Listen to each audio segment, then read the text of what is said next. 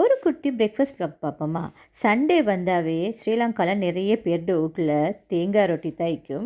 இந்த onion cut பண்ணக்குள்ள இதில் இருக்கிற மிடில் பார்ட்டை கட்டாயமாக தூக்கி வீசிடணும். ஏன்னு சொன்னால் அது வதங்கவே வதங்காது. ஸோ இன்றைக்கி ரொட்டிக்கு நான் செய்கிறது என்னென்னா, எக்கும் அதே மாதிரி ஆனியனும் போட்டு நல்லாவே வதக்கி எடுக்க போகிறேன். கொக்கோனட் ரொட்டி தட்டப்போல நல்லா தின்னாவே தட்டிக்கோங்க. அப்போ பிஸ்கட் மாதிரி நல்ல டேஸ்ட் ஆகிக்கும். ஆயில் கொஞ்சம் ஊற்றி ஆனியனும் க்ரீன் சில்லியும் போட்டு சால்ட்டும் அதே மாதிரி டர்மரிக் பவுடர் சில்லி ஃப்ளேக்ஸ் போட்டு வதக்கி எடுத்துடணும். அதுக்கு ஒரு எக் ஆட் பண்ணி நல்லா பெரட்டி எடுத்தால் சூப்பராக இருக்கும்.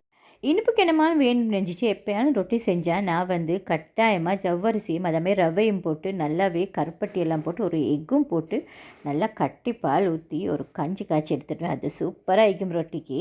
சம்டைம்ஸ் கேஷ்யூ எல்லாம் போட்டு நல்லா தாளிச்சுக்கொள்வேன். இன்றைக்கி தாளிக்க கிடைக்கல. ஸோ இன்றைக்கான பிரேக்ஃபாஸ்ட் இதுதான். ஜவ்வரிசியும் அதே மாதிரி எக் பொரியலும் ரொட்டியும். சண்டேஸில் உங்கள் வீட்டில் பிரேக்ஃபாஸ்ட் என்ன செய்வீங்கன்னு மறக்காமல் நீங்கள் கமெண்ட்டில் சொல்லுங்கள்.